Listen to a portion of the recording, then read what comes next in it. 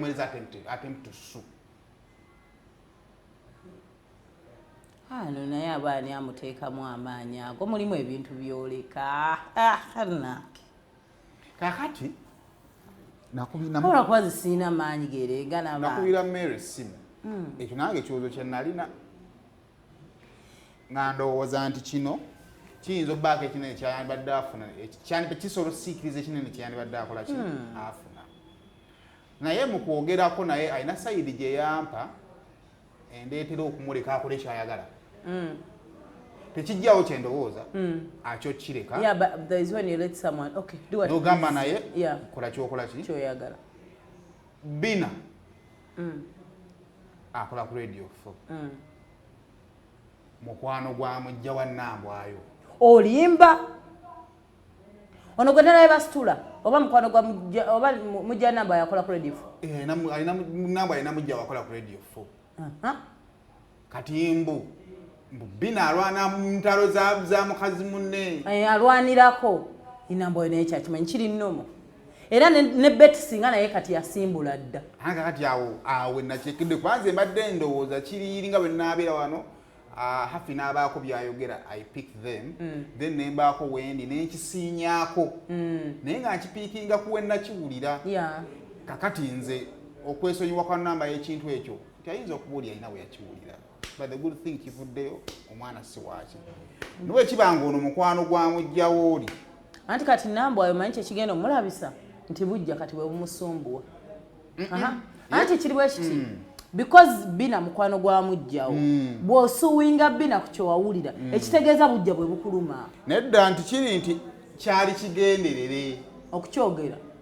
nti hafi osobola okwogera ekintu kubanga ebadde public knowledge etannaweebwa platform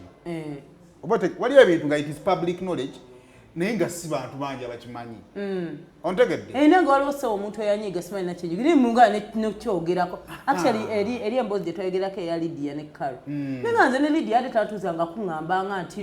bayawukana but it is common sense ati baawukana abeerawo ekigenzo nga kibaddewaawo nti abantu bayawukana nga kiwulirako kese eyagala okufaanaganamu era Carol ekimunyiiza yagalowooza Lydia alina kyeyaŋŋamba naye mukazi wateye talina kyeyambuulira oba kitegedde kakati kisobola okubanga ensonga y'omwana eyo munda waabwe yali gyeri kati naye ono kyagamba nti ono kyayogera tiyakyogera mu nsobi ate benawuliddeko nga bina alumiriza nti mukwano gwa Suuna era Suuna yamugamba actually it was a call when bina was on radio nagiwuliddeko nga Suuna oba byabadde quoted oba nabyo akasoko anyway I'm not sure but I remember nga Suuna mbunga bwe yagamba mbu opafambo yamugamba omwana ayinza okuba wange oba wuwo kati lwe lugambo lwali badde lutambula bubina ayinza okuba yakipiikinzaawo naye oli wabeera sure nti oli emujji bagenda mu kooti batuuka nga tubakolere kibakazi bakulu gamba nti so kati oli alina endowooza nti ono kati bavudde mu kulwanira omusajja n'omwana ayagala mumukuba but also Nambwayo kyemugamba because nzola kese eri nga bwe yali as looking at them being at peace as people at the end of the day bwamanya nti no oyingirira entuuyo ze someone can revenge munana nti bulijjo bafa naye kyendi omugamba nti kati ate omuntu wobeera ng'oli trending over something n'abaagala okukozesa ensobi babeera mu bangi so look at whoever is advising akikola mutima ki bw'osireka banze kyendowooza nti wekibanga ebbala zavuddeyo ng'omwana ekintu taata tayatasobola kusimbako mannyo ne waasigala ng'akyogera emabegawo naye nga tasobola kubanga kamera yamutulamu ne bamubuuza omwana wo n'agamba mama omwana ayogedde ki kati ekintu Suuna kyatasobola kuvayo okwogera publicly then tekirina makulu gekikola ki gekijjamu but era kiddayo buli kimu ng'owulira ki ekisanyusa omutima gwo byonna nga tumaze ffe okwogera ebya olutambula mu ba celebrities